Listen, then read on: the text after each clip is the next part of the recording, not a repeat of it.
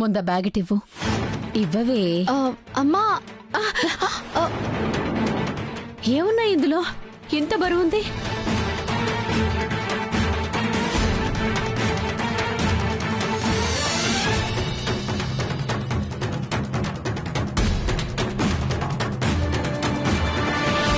Photoshoot చేసిన photos తగలబడిపోయాయని మళ్ళీ ఇంకో కాపీ తీసుకొచ్చాను. ఇప్పుడు గనక నాన్న చూశాడంటే ఫొటోస్తో పాటు నన్ను కూడా తగలబెడతాడు. కాలేజీ బ్యాగులో పుస్తకాలు కాకుండా ఇంకేముంటాయే? సునైన కాదు నీ పేరు, ఆ అనుమానం అని పెట్టాల్సింది.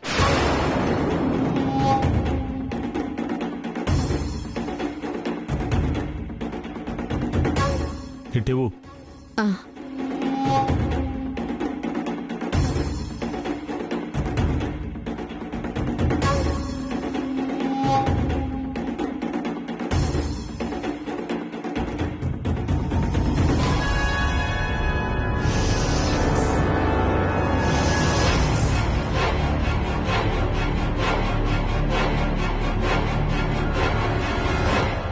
గజ్జలు.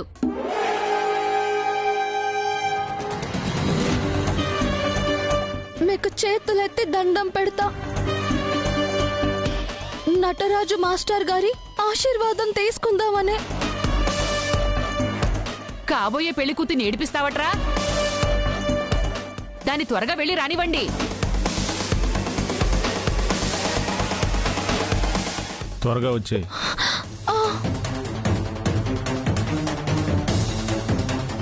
ఇంకా ఏంటే చూస్తావు? వెళ్ళి పంచూడు.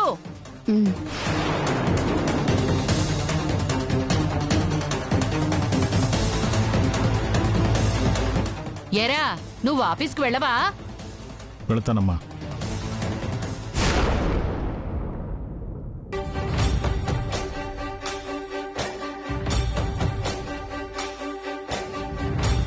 సియా, అరిటాకులో అన్నం తింటే ఆరోగ్యం. ఏకంగా నువ్వు పప్పన్నమే పట్టుకొచ్చి తినబెట్టావు.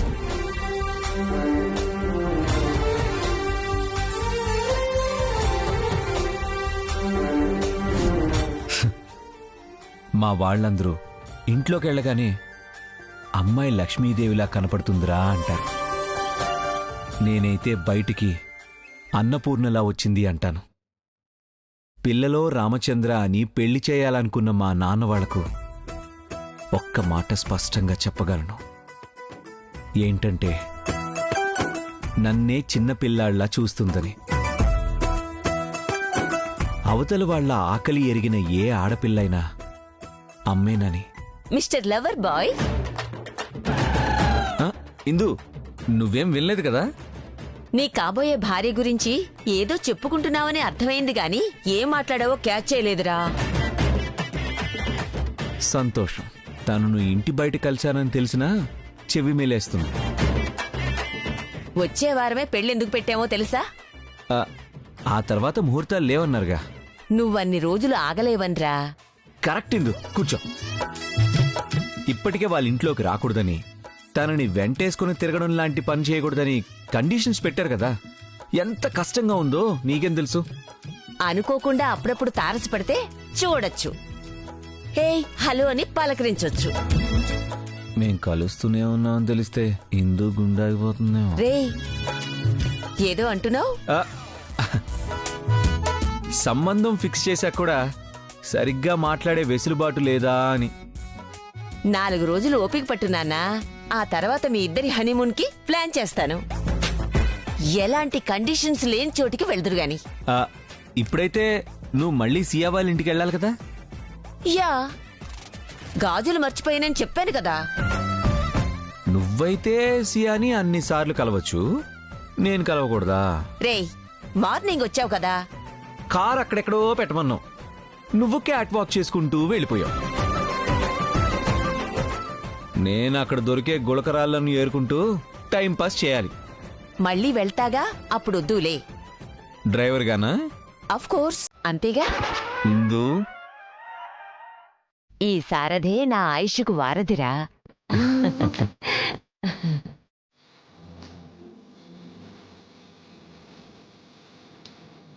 చివర్లో ఏదో ఒకటి చెప్తావు, కవరింగ్ చేస్తావు.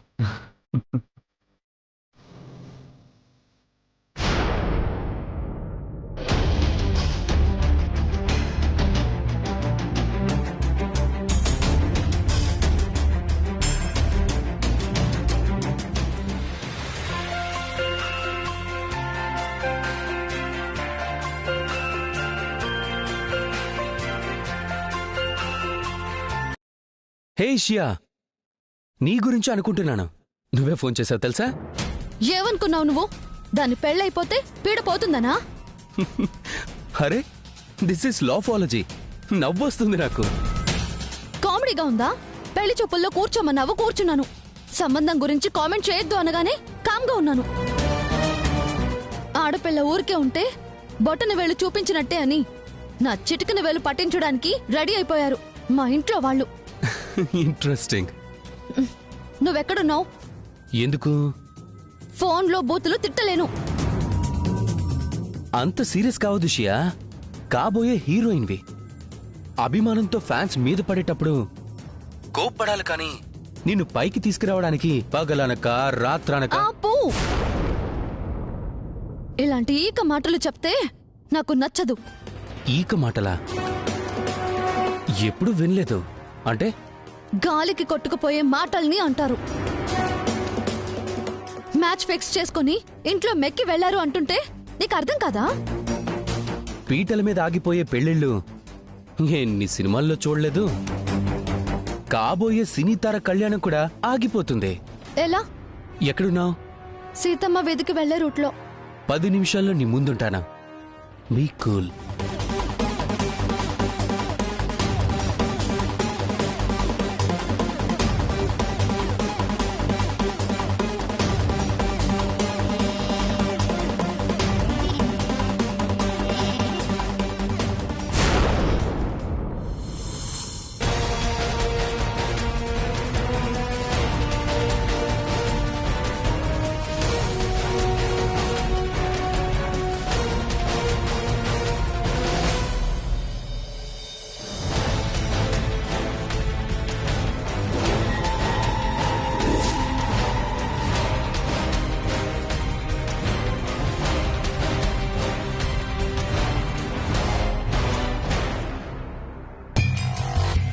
ఏంటక్కా, యుద్ధానికి వెళ్లే మగధీరుడికి వీర తిలకం దిద్ది అందించే ఖడ్గాన్ని పట్టుకొచ్చినట్టు పళ్ళెల్లో బాక్స్ పెట్టుకొచ్చావు? అమ్మాయి వాళ్ళింటికి అత్తయ్య గారు బంగారు గాజుల్ని తీసుకెళ్తున్నారు. అదేంటమ్మా, నువ్వు రావట్లేదా? అందుకే నువ్వు వెళ్తున్నావా? అలా ఎలా వెళ్తారు? ఆచారం అన్నారు కదా. నన్ను వాళ్ళింటి దాకా తీసుకువెళ్తాడు గాని నేను వాళ్ళింట్లోకి తీసుకువెళ్ళను. అక్కడ వరకైనా ఎందుకు బ్రో వెళ్ళడం? అంజని పంపితే సరిపోతుంది కదా. మీకెవరికి తెలీదా? సియాకి దగ్గరలో ఉంటే దేవాంష్కి పరిమళం వస్తుందని. ఇది కూడా ఉందా?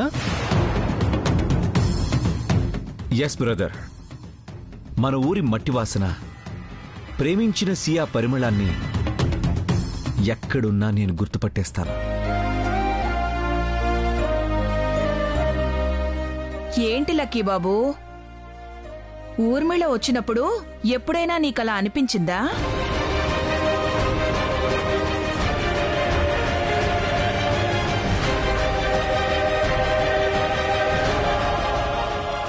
నాకు అనిపించింది.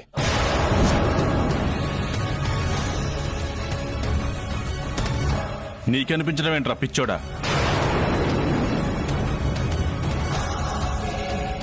నిజం నాన్న, ఊర్మిళ విషం వాడుతుంది తెలుసా?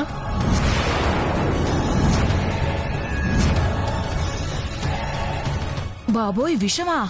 ఎందుకు? ఈ జీవితానికి చర్మగీతం పాడాలనిపించిందా ఏంటి?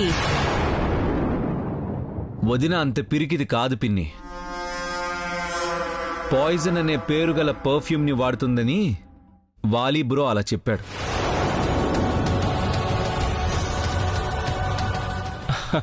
సూపర్ బ్రదర్, నువ్వు చాలా త్వరగా క్యాచ్ చేస్తావు. ఈ కథలే నాకిష్టం ఉండదు. అమ్మా, టైం అవుతుంది, వెళ్ళిరా. అలాగే. ఊర్మిళ, ఆ గాజులు తీసుకో. కొంపదీసి ఎందుకొచ్చావా అని అడిగేస్తుందా ఏంటి?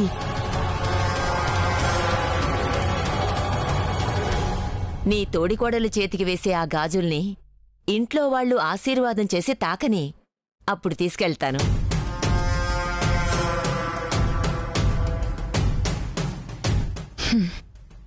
It's all right.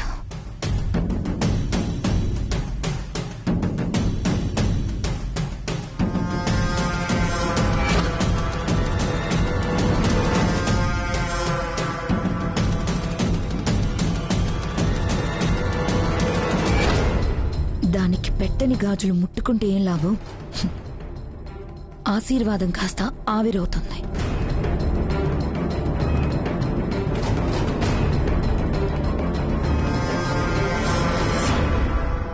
బ్యూటిఫుల్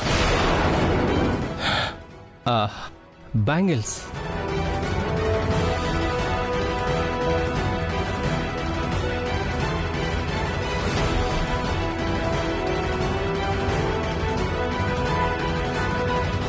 ఊరి మొహం గోడలు చెప్తాయన్నట్టు ఈ ఇంటి వైభవాన్ని ఈ గాజులే చెప్తాయి.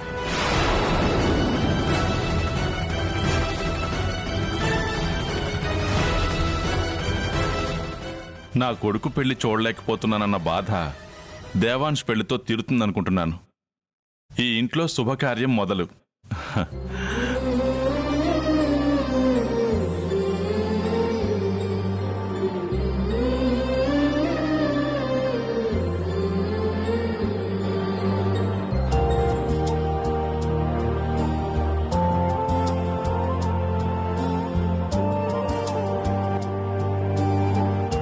ఇందు బయలుదేరదాం. అమ్మా వెళ్ళొస్తాం. వెళ్ళొస్తాం. బాయ్ అమ్మా. ఇందు రా త్వరగా. ఆ గాజులు చేతికి పట్టక అరిష్టం అని వెళ్ళినంత స్పీడ్గా వచ్చేస్తారు. పాపం. అంతా సవ్యంగా జరిగేలా చూడు తండ్రి.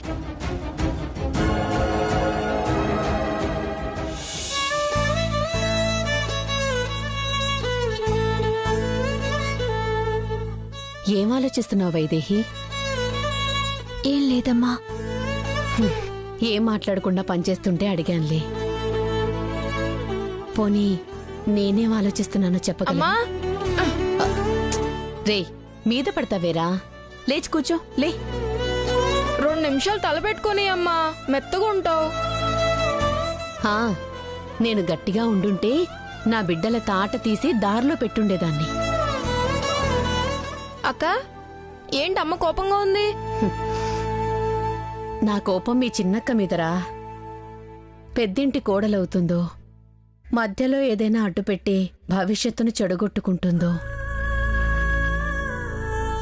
దానికి బాధపడాలి గాని కోపం ఎందుకు? దేనికైనా బాధపడ్డం ఎందుకమ్మా? చెల్లి పెళ్లి బాగా జరుగుతుంది. రే, నువ్వెళ్ళి ఆడుకోపోరా. పెళ్లి వాళ్లతో ఎక్కడ సినిమా పిచ్చి గురించి చెప్పి మర్యాద పోగొడుతుందోనని భయంగా ఉంది. అది పిచ్చిదిలే, దాని మాట ఎవరు పట్టించుకుంటారు? రే, నిన్ను వెళ్ళి ఆడుకోమని చెప్పానా? 5 రూపాయలు అమ్మా, కొనుక్కుంటాను. నా దగ్గర లేవురా. అగరబత్తుల సంచిలో ఉన్నాయి, తీసుకో తమ్ముడు. దానకర్ణుడికి మరదలవక్క నువ్వు. రే, రూపాయి ఎక్కువ తీసుకున్నా వీపు విమానం మొత్తం మోగుతుంది. జాగ్రత్త. నువ్వు చెప్పు వైదేహి, నాకు కొంచెం ధైర్యంగా ఉంటుంది. నేను ఏమీ చెప్పకపోతేనే ఈ పెళ్లి జరుగుతుందని నాకు అర్థమైందమ్మా. చూస్తున్నావు గాని నోరు మెదపట్లేదేంటి? అమ్మా, దేవాంశ్ బాబు ఈ ఇంటి అల్లుడవ్వడం ఖాయం. ఎందుకంటే తమ్ముడన్నట్టు ఆయన రాముడు. మారుతి చూడలేదుగా? చూశాడు. ఎప్పుడు చూశాడు? సీతమ్మ వారి పక్కన ఉండేది ఆయనే కదమ్మా.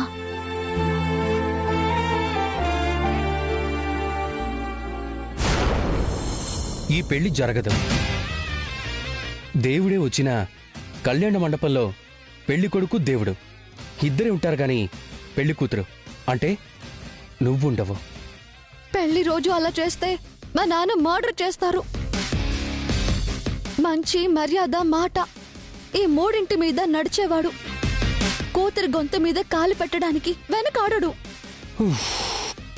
షియా, నువ్వు యాక్టింగ్ మానేసి రైటింగ్ సెట్ ట్రై చేయి. రైటింగ్స్కి మంచి డిమాండ్ ఉంది.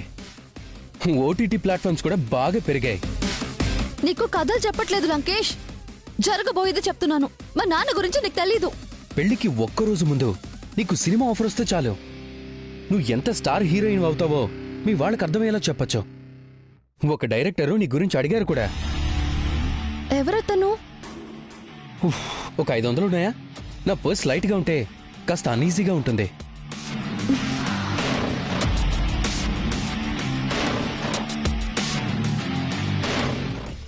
థ్యాంక్స్.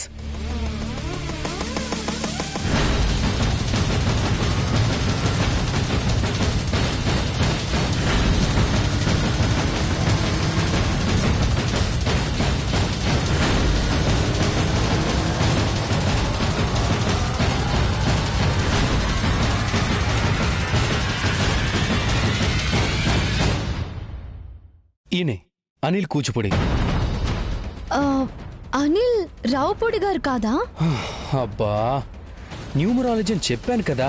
ఓహో, ఓకే ఓకే. నా గురించి అడిగారా? అవును, నెక్స్ట్ స్టార్ హీరోతో మూవీ ప్లాన్ చేస్తున్నారట. లేత హీరోయిన్, నీ టైప్ అమ్మాయే కావాలన్నారు. నువ్వు సూట్ అవుతావని కూడా అన్నారు. ఇదిగో ఇలా మోడర్న్గా ఫోటోషూట్ చేసుకురమ్మన్నారు. చౌరస్తా దగ్గర దిగాలన్నారు. దిగజారే పరిస్థితి వచ్చిందని దిగిపోయాను బాబు. లిఫ్ట్ ఇచ్చినందుకు thanks. Please. It's okay sir. అర్థమైంది కదా? As it is.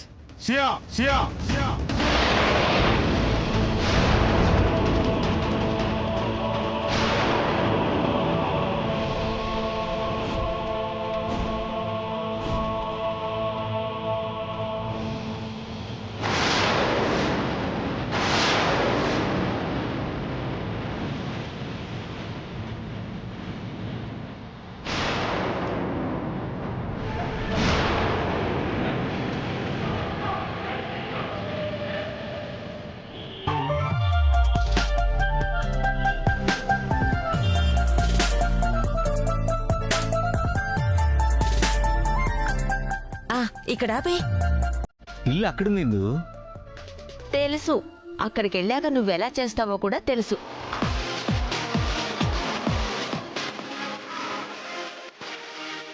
నేనేం చేస్తాను? తొంగి చూస్తావు, కనబడకపోతే వంగి చూస్తావు, అప్పటికి లాభం లేకపోతే ఏలేస్తావు. ఆశ ఆకతాయిని చేస్తుంది. అలాగని ఇక్కడే డీసెంట్గా డిగ్నిఫైడ్గా ఉండమని చెప్తున్నావు అయిందు? నా మనోడి ఇట్టు పట్టేసుకుంటాడు.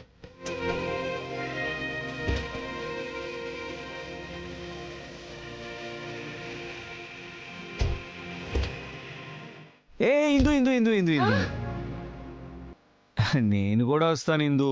పోనీ విషయం అమ్మ వాళ్ళకి చెప్పకపోతే సరిపోతుంది కదా.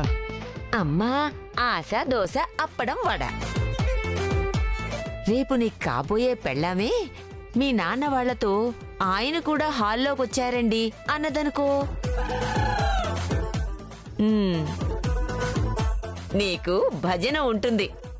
అవసరమారా? ఇదెక్కడ ఆచారమే? ఈ రోజుల్లో మాట ఖాయమైతే చాలు, 2 ఫ్యామిలీస్ కలిసిపోయి పార్టీస్ చేసేసుకుంటున్నారు. పాశ్చాత్య పోకడల్ని అనుసరించి న్యూ జనరేషన్ అని చేసే చేష్టల్నే మర్యాద అనుకుని కూర్చునే మనకు తేడా ఉందిరా అబ్బాయి. సంతోషంగా సరిహద్దు దాటినా మా దేశంలోకెందుకు వచ్చారని నిలదీస్తారు. అలాగే మన హద్దుల్లో మనం ఉంటేనే గౌరవం. సర్లే సర్లే, నువ్వు లెక్చర్ ఇవ్వడం స్టార్ట్ చేసావంటే ఇప్పట్లో ఎండ్ అవ్వదు. వెళ్ళమ్మా వెళ్ళు. ఇందు ఇందు మళ్ళీ ఏంట్రా? నువ్వే కదా గాజులు తొడిగేది. Of course. కొంచెం చూసుకొని వెయ్యి. తనకు నొప్పొస్తే ఇక్కడ నా గుండె కలుక్కుమంటుంది. మీ తాతయ్య కూడా అప్పుడు ఇలాగే అబ్బబ్బబ్బబ్బబ్బ, ఆపే బాబు, నువ్వు వెళ్ళు వెళ్ళు వెళ్ళు.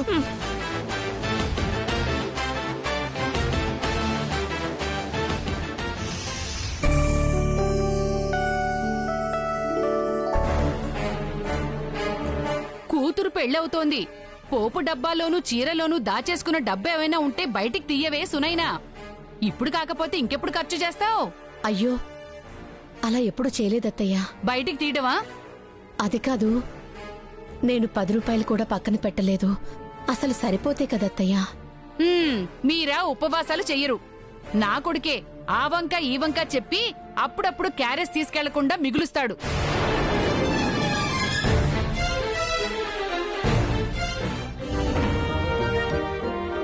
నమస్కారం బామ్మగారు.